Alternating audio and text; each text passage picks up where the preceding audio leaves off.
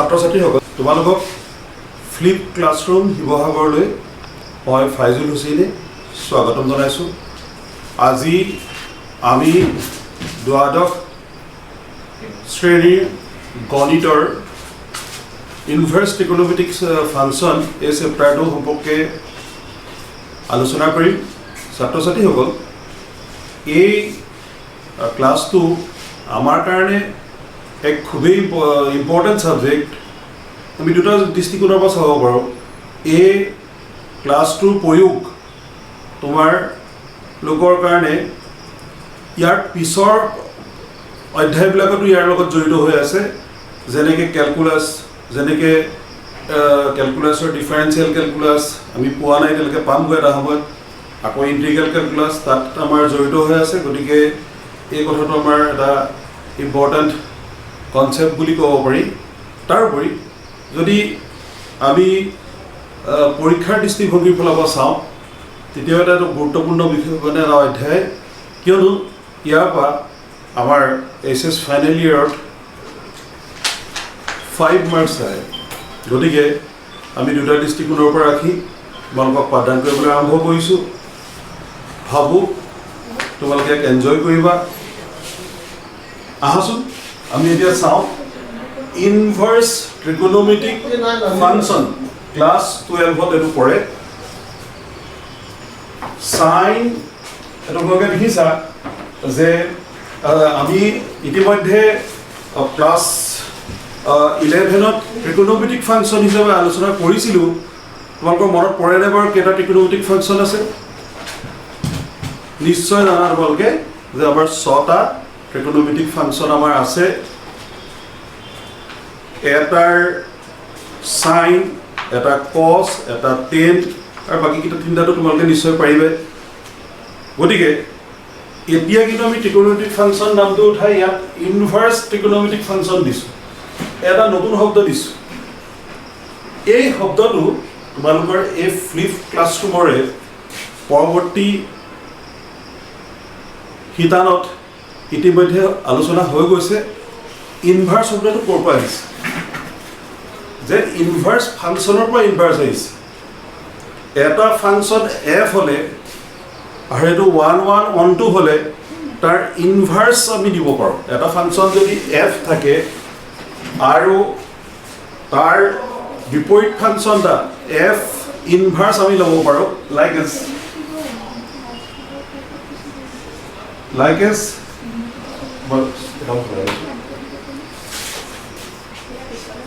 F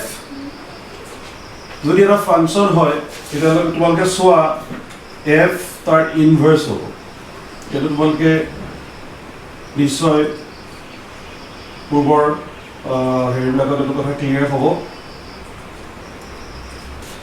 গতিকে আমাৰ ট্ৰিগনোমেট্ৰিক function আছিলে, তাৰ ইনভাৰ্স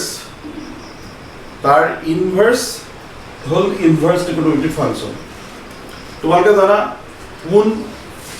যিকোনো এটা এংগুল দুটা প্ৰকাৰে মেজাৰ কৰিব পাৰি, এটা ডিগ্ৰী আৰু এটা আমাৰ ৰেডিয়ান। গতিকে ডিগ্ৰীটো যিহেতু ৰিয়েল নাম্বাৰ বা বাস্তৱ সংখ্যা বুলি আমি ক'ব নোৱাৰোঁ, 11ত এইটো আমাৰ ধাৰণা এটা আছে। গতিকে যিহেতু চাইন ফাংচন হয় ৰিয়েল নাম্বাৰৰ পৰা, তোমালোকে মই চাইন ফাংচন লিখি লৈছোঁ, ডমেইন ৰিয়েল নাম্বাৰ আৰু ৰেঞ্জো ৰিয়েল নাম্বাৰ। চ' আমি ইয়াত ডিগ্ৰীৰ ব্যৱস্থাটো আমি গুচাই তাকে ৰেডিয়ানলৈ আনিছোঁ। গতিকে তোমালোকে ছাত্ৰ ছাত্ৰীসকল, তোমালোকে যিহেতু ডিগ্ৰী হেৰিটোত যথেষ্ট অভ্যস্ত, গতিকে তোমালোকে ডিগ্ৰীটোকে ল'বা, কিন্তু লিখোঁতে ৰেডিয়ান লিখিবা। Sine 45 degree equal to 1/√2। গতিকে চাইন π/4 ইজুকেল টু 1/√2। 45 মানে π/4। চাইনৰ π/4 অনুপাতটো লওঁতে, চাইন কোনটো π/4 কোনটো চাইন অনুপাতটো লওঁতে 1/√2 পালা। বিপৰীত ক্ৰমে কি হ'ল? 1/√2 কেতিয়া পাবা? ইয়াৰ যোগেদি π/4 ৰাখিছোঁ, ইয়াৰ যোগেদি চাইন ফাংচনটোৰ যোগেদি π/4 পৰা 1/√2 পালা। বিপৰীত ক্ৰমে কি হ'ব? 1/√2 পৰা তুমি π/4। সেইটোৱে আমাৰ সাইন ইনভাৰ্স আৰু সেইটো ধৰণে তোমালোকক দেখুওৱা হৈছে সাইন ইনভাৰ্স 1/√2 = π/4 দেখিছে ঠিক তেনেকৈ cos 60 ডিগ্ৰী = 2 1/2 cos π/3 = 1/2 গতিকে cos ইনভাৰ্স 1/2 = π/3 এইটো ৰাস্তাত গ'লে আমি 1/2 পাম π/3 পৰা cosৰ এইটো ৰাস্তাত গৈ আহিলে 1/2 পৰা আমি তোমাৰ পাম π/3 ঠিক তেনেধৰণে আমি 10ৰ ক্ষেত্ৰত এটা উদাহৰণ লওঁ tan 30 ডিগ্ৰী = 1/√3 গতিকে তোমালোকে নিশ্চয় মনত আছে tan যদি 30 ডিগ্ৰী = 1/√3 হয় 30 ডিগ্ৰী মানে কিমান ৰেডিয়ান হিচাপত π/6 গতিকে তোমাৰ tan π/6 = 1/√3 গতিকে আমাৰ এইটো হেৰিৰ মতে tan গৈ 1/√3 লগ হ'ল tan ইনভাৰ্স 1/√3 আমাৰ π/6 লৈ আনিলে গতিকে তোমালোকে বেসিক বস্তুটো আমাৰ এইটোৱে হয় কিন্তু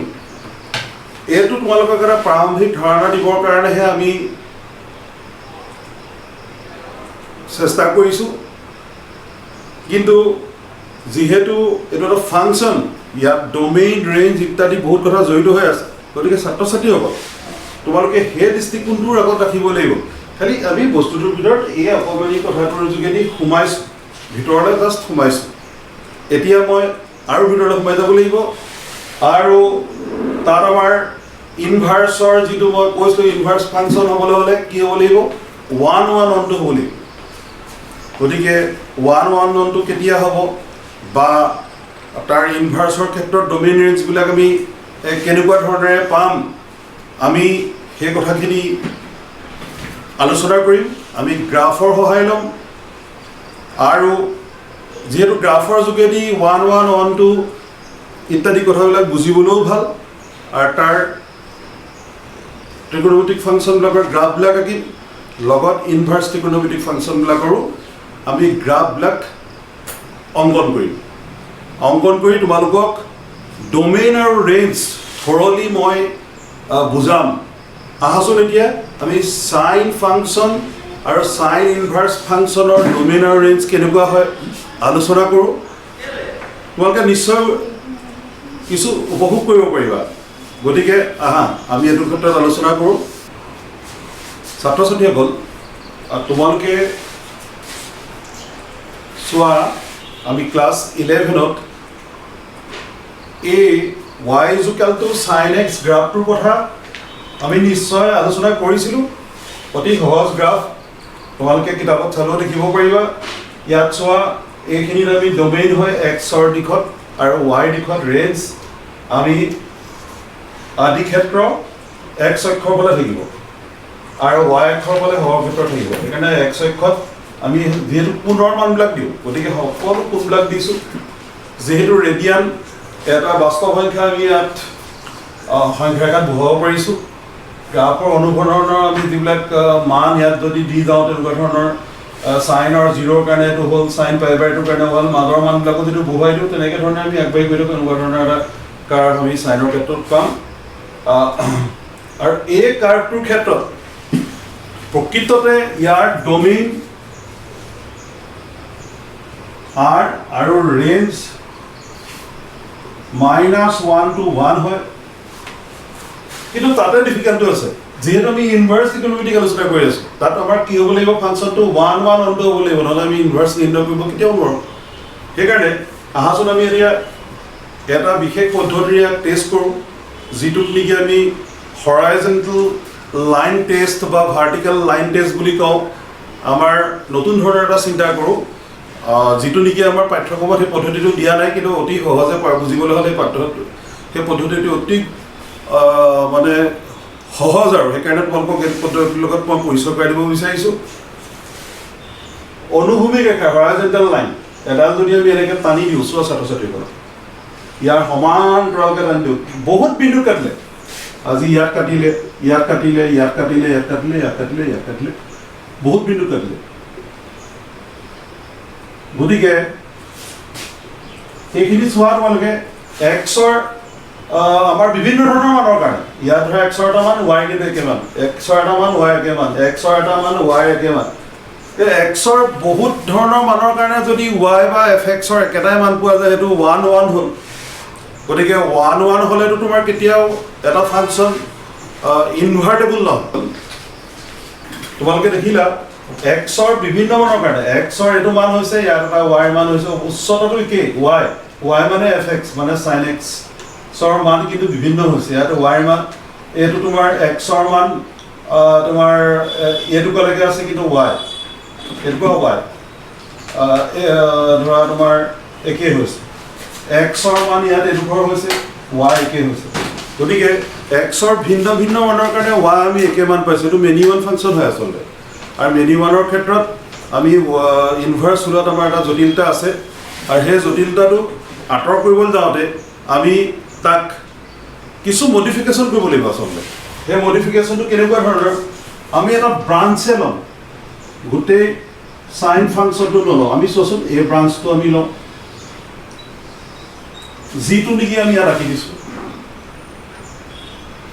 ইয়াত যদি হৰাইজণ্টেল লাইন অনুভূমিক ৰেখা x অক্ষৰ সমান্তৰাল ৰেখা এডাল ইয়াত যদি তোমাৰ আঁকি দিওঁ ইয়াত যদি x অক্ষৰ সমান্তৰাল ৰেখা এডাল আঁকো সেই ৰেখাডালে আমি সমান্তৰাল ৰেখা এডাল আঁকি দিলোঁ ইয়াত x অক্ষৰ ইয়াত বা x অক্ষৰ সমান্তৰাল ৰেখা এডাল আঁকি দিলোঁ এই দুটা বিন্দু কাটিছে জানো কেৱল এটা বিন্দুত কাটিছে এনেকুৱা ফাংচনবিলাকে 1 1 সেইকাৰণে আমি for the purpose of sine inverse আমি ইয়াৰ ডোমেইনখন একচুৱেলি ৰিয়েল নাম্বাৰ বহুত সংখ্যা আছে ইয়াৰ ৰেঞ্জত সৰ্বোচ্চ 1 আছে সৰ্বনিম্ন -1 আছে কিন্তু আমাৰ সাইন ইনভাৰ্স উলিয়াবলৈ যাওঁতে তাক আমি এটা টুকুৰাহে গণ্য কৰিছোঁ গতিকে তোমালোকে সেই কথাষাৰৰ ওপৰত এটা ধ্যান দিবা হৰাইজণ্টেল লাইন টেষ্ট কৰি আমি ইয়াৰ এটা খণ্ডহে ললোঁ আৰু এই খণ্ডটোহে ইনভাৰ্টেবল যিহেতু এইটো 1 1 আৰু অনটো এই কাৰ্ভডাল মেনি ওৱানৰ আৰু অনটো কিন্তু এইটো 1 1 এণ্ড অনটো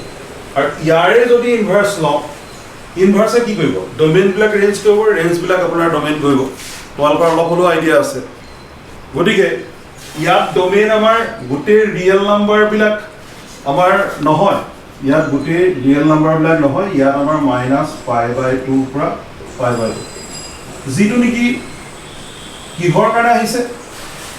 এই যে আমাৰ ইনভাৰ্স উলিয়াবৰ কাৰণে আহিছে ইয়াৰে সৰু কৰিলোঁ এইটো ডোমেইন ইয়াৰে গ'ল গতিকে ইয়াৰ ৰেঞ্জটো তোমাৰ ইয়ালে গ'ল পৰিৱৰ্তন হ'ল গতিকে x অক্ষত আমি প্ৰকৃততে কি পাতিব লাগিব ৰেঞ্জটো যিটো নেকি ইয়াৰ ডোমেইন গতিকে আমি ইয়াত এইটো পাতিলোঁ এই দুখৰ তুলি আনি ইয়াত পাতিলোঁ আকৌ এই দুখৰ তুলি আনি y অক্ষত পাতি দিলোঁ গতিকে এইডালে সাইন ইনভাৰ্সৰ কাৰ্ভ হ'ল ইণ্টাৰচেঞ্জ হ'ল আজি ডোমেইনটো গৈ ইয়াত ৰেঞ্জ হ'ল ৰেঞ্জটো গৈ তোমাৰ ডোমেইন তোমালোকে লক্ষ্য কৰা হৈছে নাই ইয়াত যিটো ডোমেইন আছিলে সেইটো ইয়াত ৰেঞ্জ হ'লে y অক্ষত বহে ইয়াত এইটো তোমাৰ ৰেঞ্জ যিটো নেকি ইয়াত ডোমেইন হৈছে আৰু সেই সূত্ৰে সাইন ইনভাৰ্স ফাংচনটো যদিও বা ইয়াত এনেকৈ ধৰণৰ তুমি বহুত ধৰণৰ চিন্তা কৰিব পাৰিবা আগবাঢ়ি যাব কিতাপত দেখিবা তলতো আগবাঢ়ি যাব কিন্তু আমি প্ৰিন্সিপাল ব্ৰাঞ্চ এইটো ল'লে আমাৰ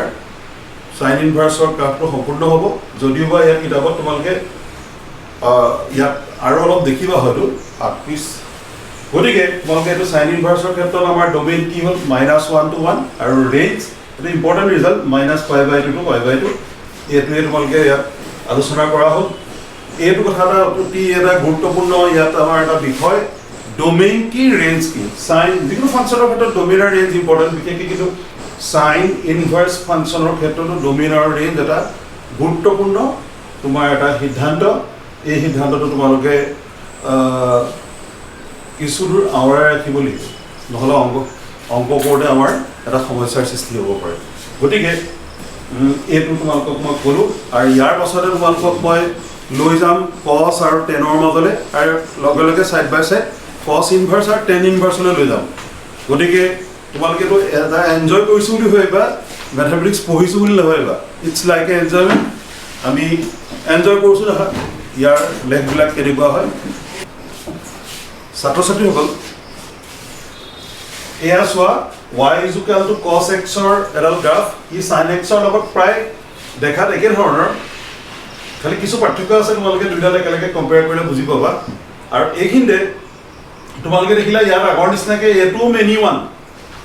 এডাল যদি আমি অনুভূমিক ৰেখা এনেকৈ টানি দিওঁ ই কেইবাটাও বিন্দুত কটাকটি কৰিব যেনে যি কাৰণে মেনি ওৱান তাৰে যদি আমি এটা প্ৰিন্সিপল ব্ৰাঞ্চ যিটো মই নীলা এডালেৰে দি থৈছোঁ সেই ব্ৰাঞ্চটো আমি ল'ব লাগিব এনেই cos ফাংচনৰ ডোমেইন আৰু ৰেঞ্জ -1 to 1 কিন্তু ফৰ পাৰপজ অফ ইনভাৰ্স আমি তাক অলপ এটা প্ৰিন্সিপল ব্ৰাঞ্চটোহে ল'ম আৰু তাৰহে আমি ইনভাৰ্স উলিয়াম আৰু সেইটো কাৰণে তোমালোকে দেখিছা যে এইটো ডোমেইন 0 to π লৈছোঁ আমি এইটো পাই বা এইটো আমি এই প্ৰিন্সিপল ব্ৰাঞ্চটো লৈছোঁ আৰু তাৰে ক্ষেত্ৰত ডোমেইন 0 to π হ'ল ৰেঞ্জ -1 to 1 তাক ইনভাৰ্স কৰি দিব গতিকে তোমাৰ ইয়াত যিটো 1 to -1 x অক্ষত আছিলে সেইটো তোমাৰ y অক্ষত আছিলে সেইটো x অক্ষত আহে যিটো x অক্ষত 0 to π আছিলে সেইটো তোমাৰ y অক্ষলৈ গ'ল গতিকে তোমালোকে নিশ্চয় বুজি পালা যে এডাল কাৰ্ভৰ সৃষ্টি হ'ল যিটো নেকি y is equal to cos inverse আৰু y is equal to cos inverse ৰ ক্ষেত্ৰত ডোমেইন সদায় 1 ৰ পৰা -1 ৰ পৰা 1 হ'ব আৰু ৰেঞ্জ তোমালোকে নিশ্চয় দেখিছাই এইটো এটা ইম্পৰ্টেণ্ট আমাৰ এটা তথ্য যিটো নেকি তোমালোকৰ পৰৱৰ্তী সময়ছোৱাত লাগিব আৰু তোমালোকে এইটো কিছু মেমৰি কৰি ৰাখিবলগীয়া হ'ব গতিকে এইটো এটা এই গোটেই বস্তুটোৰ এটা সম্পূৰ্ণ তোমালোকক অৱলোকন দিয়া হৈছে যাতে তোমালোকৰ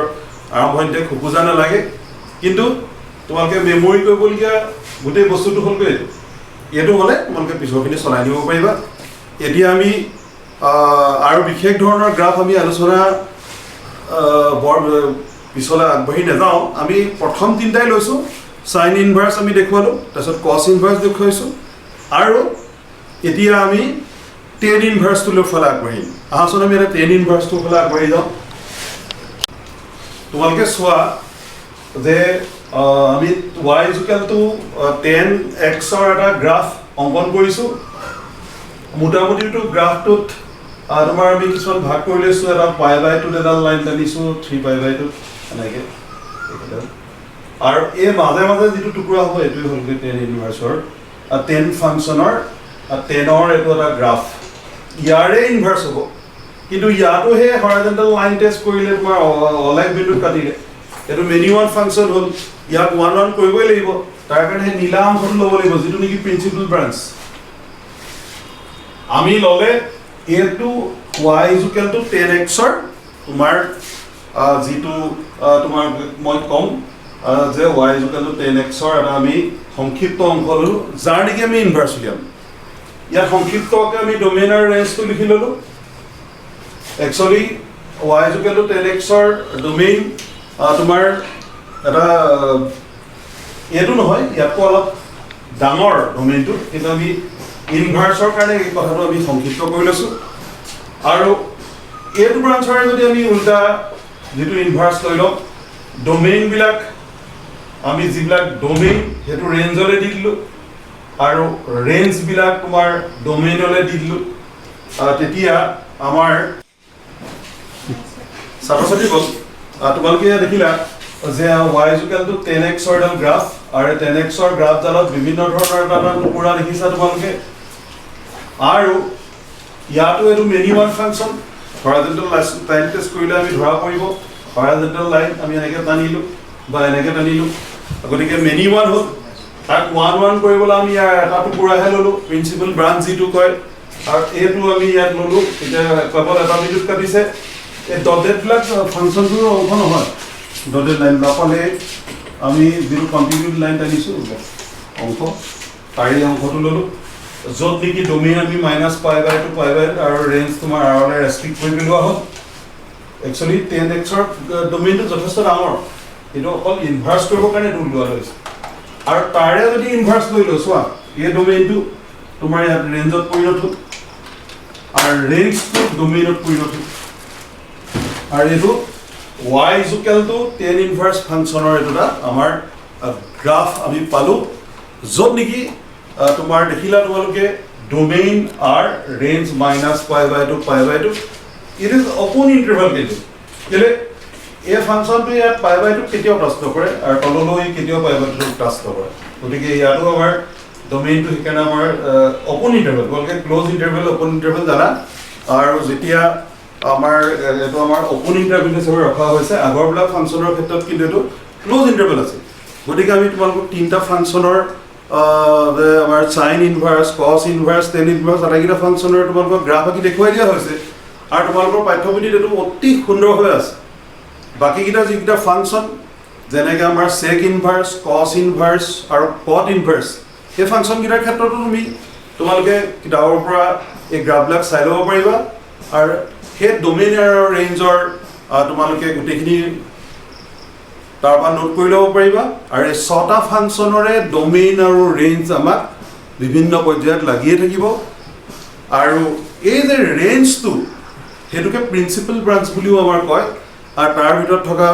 ভ্যালুবিলাকক আমাৰ প্ৰিন্সিপাল ভ্যালু বুলিও কয় গতিকে এই কথাকেইটা আমি উল্লেখ কৰিলোঁ এই ৰেঞ্জৰ ভিতৰত যদি যিবিলাক ভ্যালু পৰিব ইনভাৰ্স ত্ৰিকোণমিতিকৰ ক্ষেত্ৰত সেইটো প্ৰিন্সিপাল ভ্যালু ৰেঞ্জটো প্ৰিন্সিপাল ব্ৰাঞ্চ বুলি কয় গতিকে তাৰ থকা ভিতৰত থকা ভ্যালুবিলাকক প্ৰিন্সিপাল ভ্যালু বুলি ক'ব তোমালোকে নিশ্চয় এই তালিকাখন নোট কৰি ল'বা সেইখন কৰি তোমালোকে অকণমান আওৰাবলৈ চেষ্টা কৰিবা তেতিয়া অংকবিলাক কৰাৰ ক্ষেত্ৰত তোমালোকে অতি সহজে পাৰিবা ছাত্ৰ ছাত্ৰীসকল আজি আমাৰ আলোচনাৰ সৰ্বশেষত আজি দিনটোৰ বাবে যি আলোচনা হ'ল তাৰ সৰ্বশেষত এখন তালিকাত আমি উপনীত হৈছোঁ এই তালিকাখনৰ ইতিমধ্যে আমি তিনিটা অংশ আলোচনা কৰিছোঁ গ্ৰাফৰ জৰিয়তে আৰু তিনিটা অংশ তোমালোকৰ হাতলৈ এৰি দিছোঁ এইখিনি দেখাত কিছু জটিলতা থাকিলেও এখন এটা সুন্দৰ আৰ্হিৰ এখন তালিকা যাৰ যোগেদি তোমাৰ ডোমেইন এণ্ড ৰেঞ্জবিলাক স্পষ্ট হৈ পৰিব আৰু এই তলৰ অংশটো যিকেইটা আমাৰ কট ইনভাৰ্স সেক ইনভাৰ্স কসেক ইনভাৰ্স এই গ্ৰাফখিনিও আমাৰ কিতাপত অতি সুন্দৰভাৱে আছে যিহেতু তোমালোকৰ বিভিন্ন কম্পিটিটিভ এক্সাম যদি এপিয়াৰ কৰিবলৈ যোৱা গ্ৰাফৰ জৰিয়তে অতি সহজে বিভিন্ন ধৰণৰ প্ৰশ্নৰ সমাধান কৰিব পাৰি আমি মেণ্টেলি সলভ কৰিব পাৰোঁ গ্ৰাফৰ সহায়ত বহুতখিনি গতিকে তোমালোকে এই গ্ৰাফৰ আইডিয়াবিলাক ল'বা আৰু যিহেতু অসম চৰকাৰে ইতিমধ্যে আমাৰ বিজ্ঞান শিক্ষক ছাত্ৰ ছাত্ৰীসকল বিজ্ঞানৰ ছাত্ৰ ছাত্ৰীসকলক M5 পৰ্টেলটো তোমালোকক উপলব্ধ কৰাইছে গতিকে তোমালোকে গ্ৰাফ বা বিভিন্ন ধৰণৰ কেনেধৰণে সলিউশন হয় সেই পৰ্টেলত তোমালোকে উপলব্ধ আছে সেইখিনি তোমালোকে চাব পাৰিবা কেৱল কিছু গণিত কেৱল সাংখ্যিকভাৱে সমাধান কৰা নহয় কিছুমান গণিত আমি গ্ৰাফৰ সহায়ত সমাধান কৰিব পাৰোঁ সেইকাৰণে আজি এই পাঠটোত তোমালোকক তিনিটা গ্ৰাফ মই আঁকি দিলোঁ আৰু তিনিটা গ্ৰাফৰ আমি তোমালোকক ঘৰত অনুশীলনী কৰাৰ কাৰণে আহ্বান জনাইছোঁ ফেচবুকত বৰ ধুনীয়াকৈ আছে আৰু তোমালোকক মই ইয়াৰ যোগেদি এইটোও ক'ব বিচাৰিছোঁ যে গ্ৰাফ তোমালোকে যিকোনো এটা ফাংচনৰ গ্ৰাফ কেনেকুৱা হ'ব পাৰে সেই কথাটোৰ ওপৰত তোমালোকে এটা আইডিয়া ল'বলৈ চেষ্টা কৰিবা NCERT টেক্সটবুকখনত ক্লাছ 11তো গ্ৰাফৰ কথা আছিলে আৰু বৰ্তমান 12তো আছে গতিকে ডেফিনেটলি তোমালোকে এইটো ক্ষেত্ৰত লাভৱান হ'বা কম্পিটিটিভ এক্সামিনেশ্যনবিলাক দিবলৈ যাওঁতে যে গ্ৰাফ কেনেধৰণে ইউজ কৰে তাৰ সহায়ত মেণ্টেলি আমি কেনেকৈ সলভ কৰিব পাৰোঁ যিখিনি অবজেক্টিভ টাইপত কুৱেশ্যন আহে য'ত নেকি ABCD চাৰিটা অপশ্যন থাকে সেই অপশ্যনৰ ক্ষেত্ৰত আমি যেহেতু অংকটো তাত পূৰ্ণকৈ কৰিবলৈ সময় নাথাকে কেৱল আমি চিন্তা বা যুক্তিৰ সহায়ত কৰিবলগীয়া হয় গ্ৰাফ এটা ইম্পৰ্টেণ্ট ৰোল পালন কৰিব পাৰে আৰু একে অপহাতে মই ছাত্ৰ ছাত্ৰীসকলক আমাৰ বিজ্ঞান শাখাৰ M5 পৰ্টেলটো ডাউনলোড কৰি তাৰ পৰাও তোমালোকে লাভান্বিত হ'বা য'ত নেকি JEE আমাৰ বিভিন্ন ধৰণৰ তথ্য তাত সন্নিৱিষ্ট কৰি থোৱা আছে আৰু ইয়াৰ যোগেদিয়ে মই এই আজিৰ শ্ৰেণীটোৰ অন্ত পেলাব বিচাৰিছোঁ আশা কৰোঁ তোমালোকে ইয়াৰ দ্বাৰা উপকৃত হ'বা যদিও এইটো এটা জটিলতা আৰম্ভণিতে আহিব কিন্তু যদি এই জটিলতাৰ লগত আমি কিছু দূৰ আগবাঢ়ি গৈ থাকোঁ ই এটা সহজ হৈ পৰিব আমাৰ কাৰণে আৰু তেতিয়াই আমি আৰম্ভ কৰিম প্ৰিন্সিপাল ভ্যালুজ ইয়াৰ নেক্সট ক্লাছটোত আমি প্ৰিন্সিপাল ভ্যালু কাক কয় এইটোকে কয় ৰেঞ্জক কয় প্ৰিন্সিপাল ৰেঞ্জক কয় প্ৰিন্সিপাল ব্ৰাঞ্চ আৰু তাৰ ভিতৰত যিটো ভ্যালু যিখিনি ভ্যালু কৰিব ধৰক এইখিনি ভ্যালুকে প্ৰিন্সিপাল ভ্যালু কয় আমি প্ৰিন্সিপাল ভ্যালু নিৰ্ণয় কৰিবলৈ চেষ্টা কৰিম ধন্যবাদ